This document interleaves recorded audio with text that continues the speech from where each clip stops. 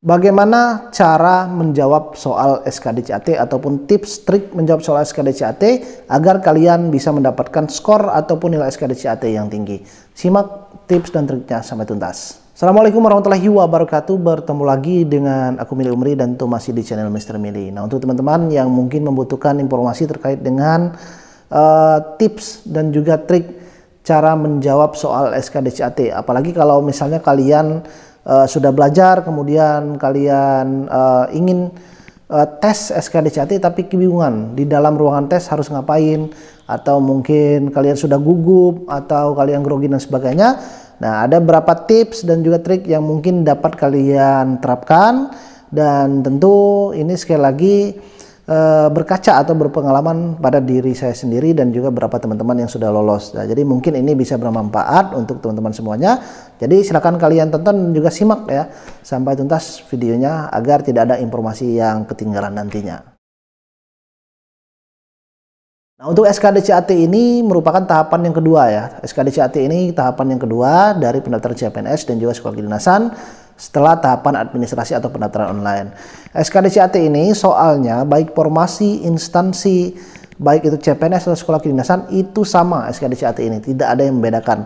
Hanya mungkin pada passing grade nanti yang membedakan antara CPNS dan juga sekolah kedinasan, atau pada formasi-formasi lainnya. Tapi secara soal, ketentuan, kemudian untuk sistem penilaiannya, rankingan, itu semuanya sama. Jadi tidak ada yang beda. Kemudian untuk SKDCAT ini sampai sekarang belum ada perubahan atau surat dari BKN yang terbaru, aturannya masih acuan yang lama. Untuk SKDCAT ini terdiri dari 110 soal dikerjakan dalam waktu 100 menit. Kemudian ada 3 kategori soal TWK, TIU, dan juga TKP.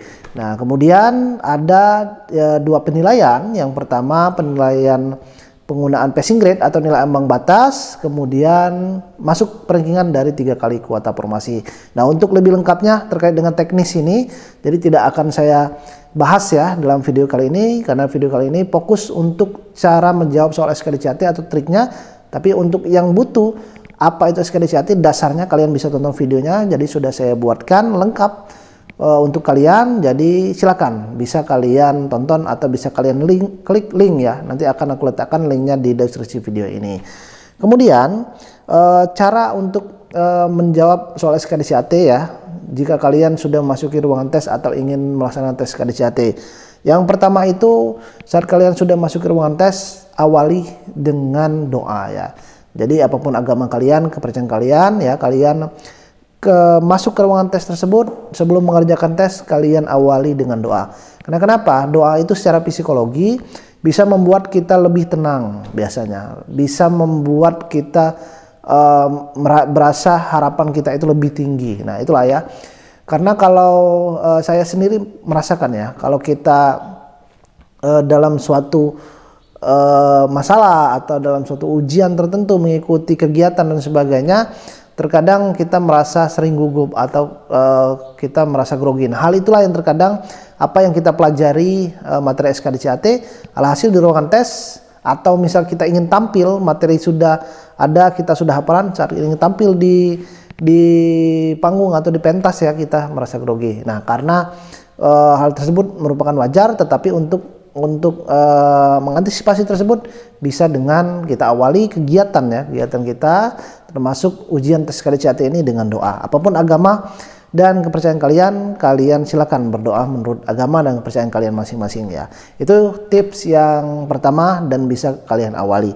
Kemudian tips selanjutnya adalah kerjakan soal yang kalian anggap mudah ya. Nah, ini juga sering juga mungkin kalian mendengar dari teman-teman semuanya, kerjakan dulu soal yang dianggap mudah ya. Nah, benar, karena soal yang dianggap mudah itu dalam artian kalau kalian mengerjakan soal nomor 1 misal, kalian tidak tahu misalnya.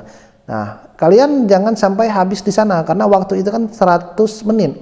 Jawabnya soalnya 110 soal, artinya satu soal itu tidak sampai 1 menit kalian mengerjakan. Kalau kalian sudah tidak tahu jawabannya dalam 1 menit, karena di layar itu kan ada timernya, ada waktunya nanti.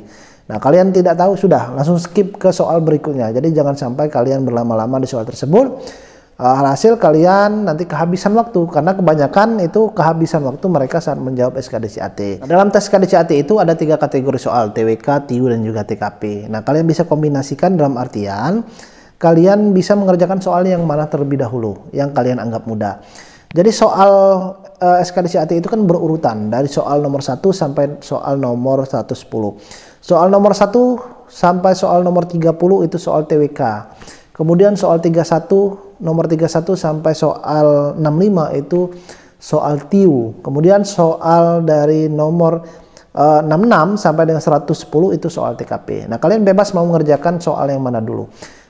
Atau kalian ingin menjawab soal TKP terlebih dulu, artinya soal dari 66 sampai soal nomor 110. Itu bisa. Mana yang kalian anggap mudah terlebih dahulu. Tapi kalau saya dan juga teman-teman, beberapa pengalaman teman-teman yang sudah lulus, mereka mengerjakan soal TKP terlebih dahulu yang pertama.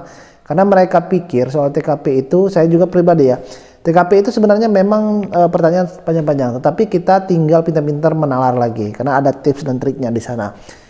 Intinya kita tuh sebagai memposisikan sebagai pelayan masyarakat, apa yang harus kita lakukan, yang sebenarnya kita lakukan. Nah, itu atau saya jawab soal TKP terlebih dahulu. Setelah soal TKP, baru saya beralih ke soal TWK. Jadi balik lagi mengerjakan soal nomor 1 sampai dengan soal nomor 30. Nah, soal TWK ini biasanya tentang pengetahuan umum ya, ada nasionalisme, integritas, pilar negara. Nah, itu ya. Jadi saya kerjakan soal TWK terlebih dulu, baru terakhir saya kerjakan soal TIU. Kenapa TIU terakhir? Karena TIU ini biasanya lebih menguras otak. Di sana ada soal hitung-hitungan, kita soal analogi ya, kata, gambar. Nah, itu lebih menguras otak. Jadi saya posisikan soal TIU ini atau kategori TIU ini pada posisi terakhir ya. Saya mengerjakannya. Baru setelah selesai nanti saya kerjakan soal yang belum terjawab sebelumnya. Jadi untuk soal SKDCAT ini soalnya semuanya pilihan ganda ya. Jadi dari jawabannya ada 5 A, B, C, D, E. Itu ya. Jadi bisa mengkombinasikan kalian ingin menjawab soal yang mana terlebih dahulu. Kemudian tips selanjutnya adalah baca soal terlebih dahulu baru baca narasinya. Terkadang dalam soal SKDCAT itu ada soalnya yang soal narasi atau soal cerita yang panjang. Baik itu soal biasanya TWK ya. TWK itu ada soal bahasa Indonesia. Ada soal yang seperti soal pilar negara Pancasila, ada bukti-bukti nilai Pancasila, atau studi kasus. Nah, itu kan biasanya ceritanya panjang.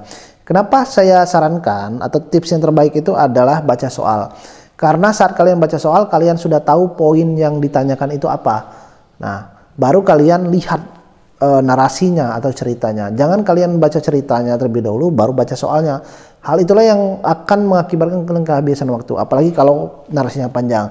Contohnya seperti ini, kalau soal bahasa Indonesia, misal yang ditanyakan soal bahasa Indonesia itu apa makna kata itu pada paragraf kedua, sedangkan narasinya ada 5 paragraf, yang ditanya cuma paragraf 2. Nah, kalau kalian baca narasinya, ceritanya terlebih dahulu, 5 paragraf tersebut yang panjang, udah kehabisan waktu, sedangkan yang dibutuhkan hanya paragraf kedua saja. Nah, itu ya. Jadi saat kalian membaca soal terlebih dahulu baru cerita atau narasinya, kalian akan mendapatkan poin pertanyaan dan tentunya bisa menghemat waktu kalian.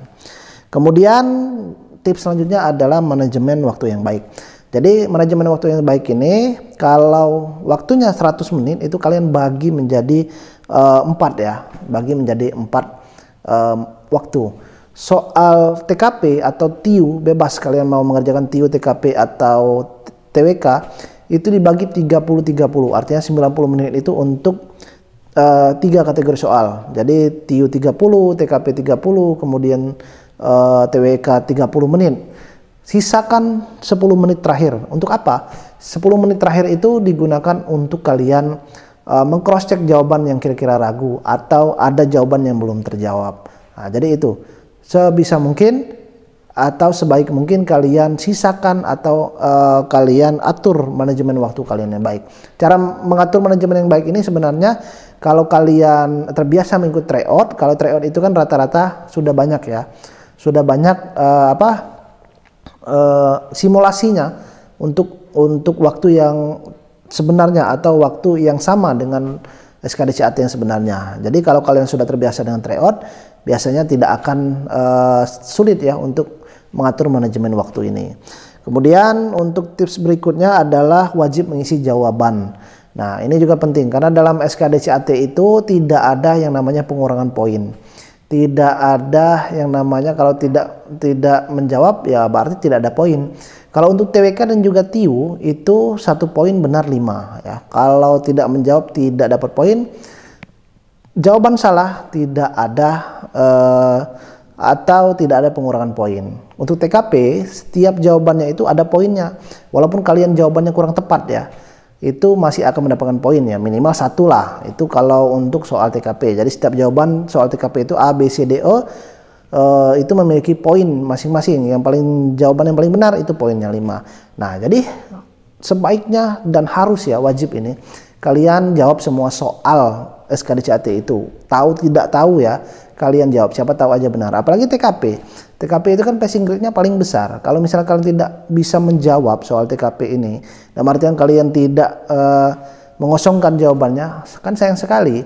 Walaupun kalian tidak kurang tepat atau salah lah dalam artian ya menjawab soal TKP, masih dapat poin kalian. Baik itu entah 1, 2, atau 3 ya. Kalau syukur-syukur dapat poin sempurna 5 ya. Jadi itu ya. Jadi kalian jawab soal TKP, soal SKDCAT ini tahu nggak tahu kalian jawab dengan benar atau kalian isi ya, benar atau enggaknya itu nanti siapa tahu aja kita benar kalau memang kalian tidak tahu. Jadi jangan sampai kalian pernah mengosongkan jawaban soal SKDCAT atau tes SKDCAT ini. Dan tips berikutnya adalah kalian tentunya jangan panik dan juga terpengaruh dengan peserta lain. Nah, ini yang terkadang butuh mental ya. Karena melihat peserta lain yang sudah keluar duluan, nah udah panik nih. Apalagi yang peserta, kan kalau kita lolos SKDCAT itu ya, di layar monitor, sudah tes SKDCAT, di layar monitor itu akan tampil berapa nilai TWK kita berapa. Nah, ada tuh yang langsung selebrasi, ya saya berhasil lah, atau itu kan bisa mengganggu konsentrasi yang lainnya. Nah, jadi kalian jangan terpengaruh, jangan panik, biarkan orang yang lain selesai, silakan. Kalian fokus dengan diri kalian, karena nasib kalian itu masing-masing di sana. Bukan ditentukan oleh teman sebelah, karena teman sebelah pun walaupun kalian melihat jawabannya itu tidak akan sama. Satu ruangan itu beda-beda soalnya, tidak ada yang sama. Ya, jadi jangan panik, kalian tetap fokus dengan diri kalian dan tentunya kalian pikir ya, dalam artian itu kalian harus tanamkan dalam diri.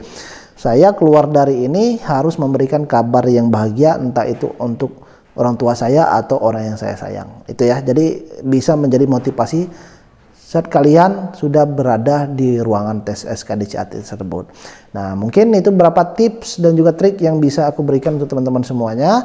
Sekali lagi, belajar dan juga persiapkan diri. Karena SKDCAT ini merupakan tes yang paling banyak menggugurkan peserta ya. Karena SKDCAT ini ada sistem rankingan dan juga passing grade. Walaupun nilai kalian lolos passing grade, jangan kalian anggap sepele karena belum tentu kalian masuk ke dalam rankingan. Semakin sedikit kuota yang diterima, semakin sedikit juga peluang kalian untuk lulus SKDCAT. Nah, untuk teman-teman yang membutuhkan bimbingan belajar terkait dengan SKDCAT ini, kemudian tips dan trik belajarnya, soal-soal harian tryout, kalian bisa ikuti bimbel yang aku selenggarakan atau bisa tanya terlebih dahulu. Silahkan klik link yang ada di deskripsi video ini untuk mendaftar atau tanya-tanya, atau bisa langsung DM ke IG aku, ke Instagram aku, Milik Umri. Sekali lagi terima kasih untuk teman yang sudah menonton video sampai selesai. Silahkan bisa kalian praktekkan. Semoga ilmu yang aku berikan bermanfaat dan tetap selalu pantau informasi penerimaan CPNS baik di IG aku atau di YouTube aku, Mr. Mili. Sekali lagi terima kasih dan aku akhiri. Assalamualaikum warahmatullahi wabarakatuh.